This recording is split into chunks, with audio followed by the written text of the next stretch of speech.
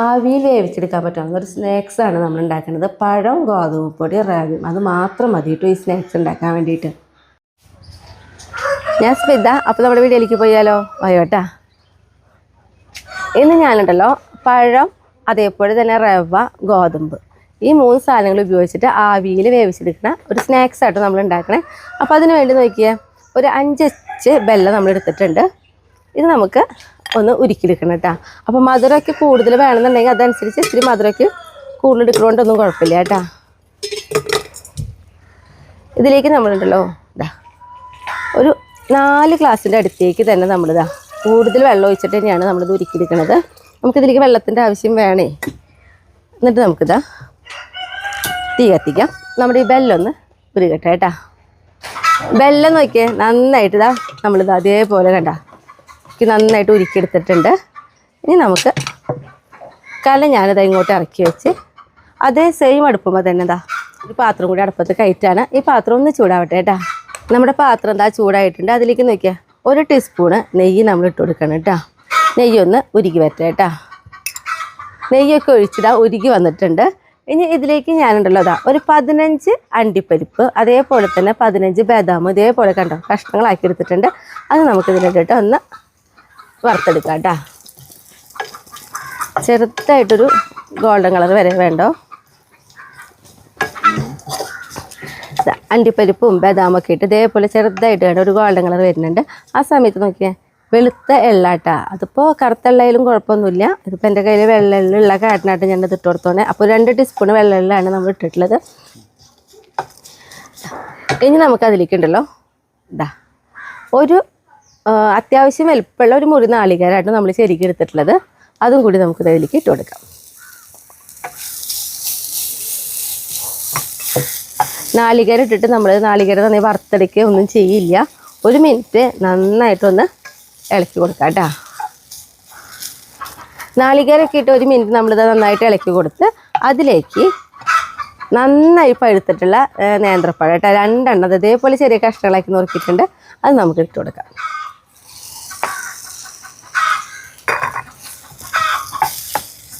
ഒന്ന് ഇളക്കി കൊടുത്ത് നമുക്കിതിലേക്ക് നമ്മുടെ ബെല്ലുരുക്കി വെച്ചിട്ടുണ്ടല്ലോ അത് കുറച്ച് ഒഴിച്ചു കൊടുക്കാം കേട്ടോ. അപ്പോൾ നമുക്ക് അരിച്ച് തന്നെ ഒഴിക്കാം. ഏതാണ്ട് ഒരു 1/2 ഗ്ലാസിൻ്റെ അടുത്തേക്ക് നമുക്ക് ഒഴിച്ചു കൊടുക്കാം. എന്നിട്ട് നന്നായിട്ടൊന്ന് പഴത്തിലേക്ക് നമുക്ക് വേവിച്ചെടുക്കണം. പഴം നോക്കിയേ വെന്ത് വരുമ്പോൾ നമുക്കിതാ കയ്യിലോട്ട് ഇതേപോലെ നന്നായിട്ടൊന്ന് ഉടച്ചു കൊടുക്കാം കേട്ടോ. ഇപ്പം നോക്കിയേ നമ്മൾ ഇതേപോലെ നോക്കിയേ നന്നായിട്ട് വെള്ളമൊക്കെ വറ്റിച്ച് കണ്ടോ ഇതേപോലെ എടുത്തിട്ടുണ്ട്. പഴമൊക്കെ നന്നായിട്ട് ഇതേപോലെ ഉടച്ചെടുക്കാം കേട്ടോ. ഇനിയിപ്പോൾ നമുക്കിതാ ഗ്യാസ് ഓഫ് ചെയ്ത് ഒന്ന് നമുക്കിത് ഇങ്ങോട്ട് ഇറക്കി വയ്ക്കാം. ബാക്കിയുള്ള കൂട്ടുകളൊക്കെ നമുക്കൊന്ന് റെഡിയാക്കി എടുക്കണം കേട്ടോ. അപ്പം നമ്മൾ ഇതിലേക്ക് എടുത്തിട്ടുള്ളത് ഒരു ഗ്ലാസ് ഗോതമ്പ് പൊടി. അപ്പോൾ നമ്മൾ ഏത് ഗ്ലാസ്സിലാണോ പൊടി എടുക്കണേ അതേ അളവിൽ തന്നെ എല്ലാതും എടുത്തോളൂ കേട്ടോ. അപ്പോൾ ഞാനിത് 1 ഗ്ലാസ് ഗോതമ്പ് പൊടി, പിന്നെ അതേപോലെ തന്നെ ഒരു ഗ്ലാസ് റവയായിട്ട് എടുത്തിട്ടുള്ളത്. പിന്നെ നമുക്കതിലേക്ക് നമ്മൾ ഉരുക്കി വെച്ച വെല്ലത്തിൻ്റെ ബാക്കിയുണ്ടല്ലോ അത് ഒഴിച്ചു കൊടുക്കാം. ആദ്യം കുറച്ച് ഒഴിച്ച് നന്നായി ഇളക്കി കൊടുത്തതിന് ശേഷം പിന്നെ ആവശ്യമുണ്ടെങ്കിൽ ഒഴിച്ച് കൊടുത്താൽ മതി കേട്ടോ. അപ്പോൾ കട്ടൊന്നും ഇല്ലാണ്ട് നമുക്ക് നന്നായിട്ടൊന്ന് ഇളക്കിയെടുക്കാം.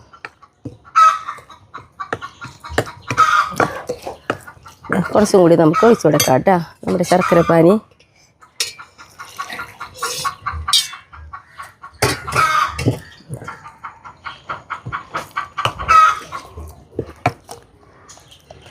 ഇതേപോലെ കട്ടൊന്നും ഇല്ലാണ്ട് നന്നായി ഉടച്ചെടുത്തതിന് ശേഷം നമ്മൾ പഴമൊക്കെ ഇട്ട് വിളയിച്ച് വെച്ചതുണ്ടല്ലോ അതിതാ എല്ലാം അതിലേക്ക് ഇട്ട് കൊടുക്കാം.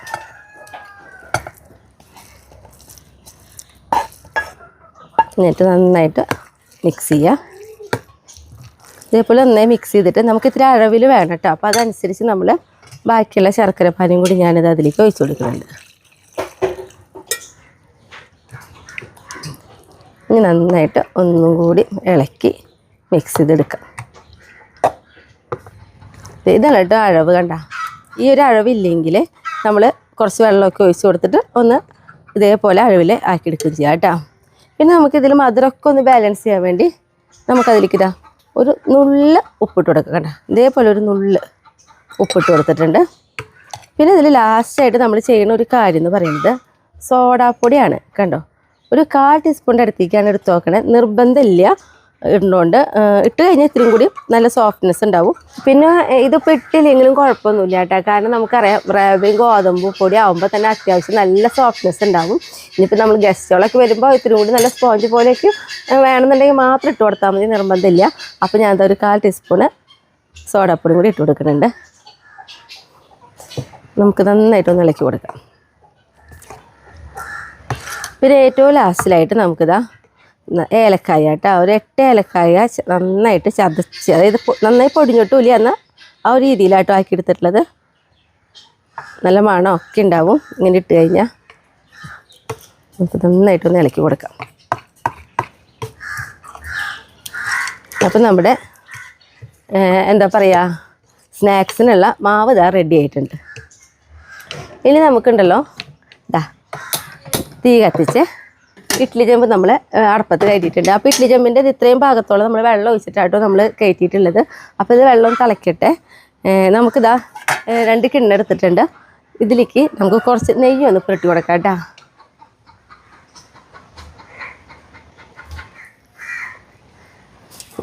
ഇതേപോലെ ഈ സൈഡിലേക്കും ഒക്കെ നെയ്യ് ആവണ രീതിയിൽ തന്നെ പുരട്ടി കൊടുത്തോളൂ കേട്ടോ. നമുക്ക് കിണ്ണത്തിൽ നിന്ന് വിട്ട് കിട്ടാൻ എളുപ്പത്തിലാണ് നമ്മൾ നെയ്യ് ഇങ്ങനെ പുരട്ടി കൊടുക്കുന്നത്.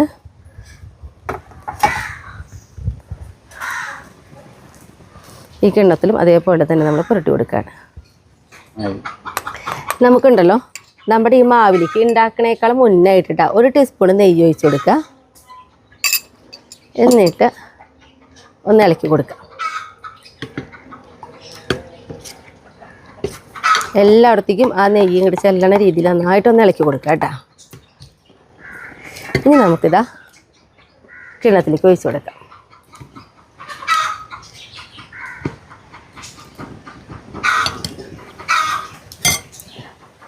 ഇപ്പോൾ നമ്മുടെ ഇഡ്ഡലി ചെമ്പിൽ ഇതാ ആവി വന്നു തുടങ്ങി, വെള്ളമൊക്കെ തിളച്ച് അതിലേക്ക് ഇതാ നമുക്ക് ഇറക്കി വയ്ക്കാം. 2 എണ്ണം ഉണ്ടാക്കാവുന്ന രീതിയിലുള്ള മാവാണ് ഞാൻ റെഡിയാക്കി വെച്ചിട്ടുള്ളത്. അപ്പോൾ ഈ ഇഡ്ഡലി ചെമ്പിൽ തന്നെ നമ്മുടെ ഇഡ്ഡലിക്ക് ഉണ്ടാക്കുന്ന ഈ തട്ടുകൂടി ഇതങ്ങനെ വെച്ചിട്ട് നമുക്കിതാ അടുത്തതും കൂടി ഇതേപോലെ തന്നെ കോരി വയ്ക്കാം.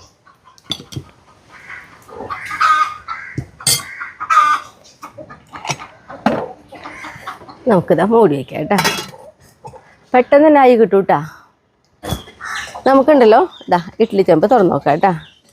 ഇപ്പോൾ ഇതാ നമുക്കൊരു വടി എടുത്തിട്ട് ഇങ്ങനെ കുത്തി നോക്കാം. അപ്പോൾ അതിമൊന്നും ആവണില്ല. അപ്പോൾ ആയിട്ടുണ്ട് കേട്ടോ. നന്നായിട്ട് ഒരു തീയിൽ ഒരു 5 മിനിറ്റ് നന്നായിട്ടൊന്ന് ആവി കയറിയാൽ തന്നെ വേവിട്ടാ. അപ്പോൾ നമുക്കിത് ചൂടാറണഞ്ഞ്. അപ്പോൾ ഇതെടുത്ത് താഴേക്ക് വെക്കട്ടെ.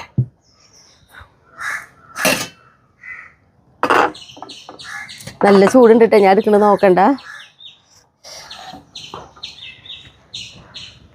ഇനി ഇത് നന്നായിട്ടൊന്ന് നമുക്ക് ചൂടാറി കിട്ടണം കേട്ടോ. നമ്മുടെ ഈ അപ്പം ചൂടാറിയിട്ടുണ്ട് കേട്ടോ. അപ്പോൾ നമുക്കിത് പതുക്കെ എടുക്കാം. അപ്പോൾ 1 ടീസ്പൂൺ എടുത്തിട്ട് ഈ അരിവശം ഇങ്ങനെ ഒന്ന് ആക്കി കൊടുത്താൽ മതി.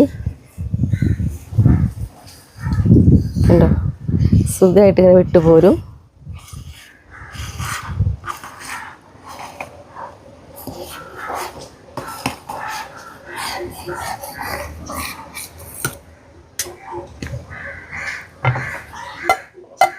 പ്ലേറ്റ് ഇങ്ങനെ വെച്ച് ഒന്ന് കമത്തി കൊടുക്കാം. നോക്കിയേ എന്ത് ഭംഗിയാണ്. ഇതേപോലെ തന്നെ നമുക്കിതും ആക്കിയെടുക്കാം കേട്ടോ.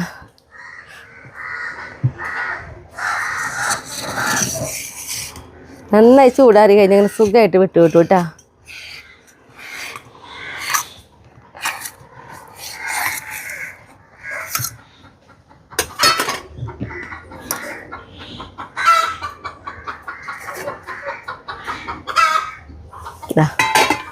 ഇതും അതേപോലെ തന്നെ നമുക്ക് വിട്ട് കെട്ടിയിട്ടുണ്ട്. അപ്പം ഇങ്ങനെ 2 അപ്പമാണ് നമ്മൾ ഉണ്ടാക്കിയെടുത്തിട്ടുള്ളത്. ഭയങ്കര എളുപ്പത്തിൽ പെട്ടെന്ന് തന്നെ നമുക്ക് മാവ് കലക്കി അപ്പം തന്നെ നമുക്കിത് ഉണ്ടാക്കിയെടുക്കാം കേട്ടോ. ഇല്ല, ഒരെണ്ണം നമുക്കൊന്ന് കട്ട് ചെയ്യാം കേട്ടോ.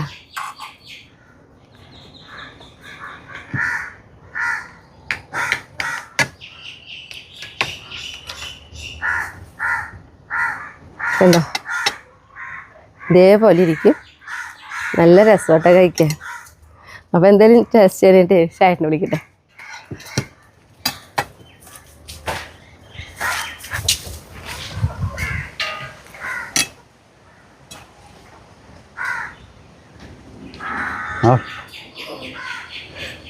കാണാനുള്ള ഭംഗി നോക്കിയേ.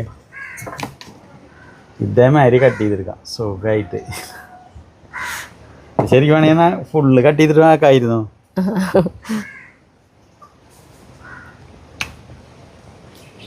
അടിപൊളിയാ. ഒരു കട്ടൻ കാപ്പി ആയിട്ട് കഴിക്കാൻ നല്ല രസമാണ്. അയ്യോ, ഞാനത് വിട്ടുപോയി. കട്ടൻ കാപ്പി പിള്ളേർക്ക് ഉണ്ടാക്കി കൊടുക്കട്ടത്. അത്ര രസമായിട്ടുള്ളതാ. ഞാൻ കട്ടൻ കാപ്പി കാര്യം മറന്നു പോയതാ. സാരല്ലേ. അപ്പം എല്ലാവരും ഇത് ഉണ്ടാക്കിയോളാം. അത്ര രസമായിട്ടുള്ളതാണ്. പെട്ടെന്ന് ഉണ്ടാക്കാനും പറ്റും. അപ്പം നിർത്തല്ലേ. അപ്പം അടുത്ത ദിവസം അടുത്ത വീഡിയോ ആയിട്ടിട്ടാ.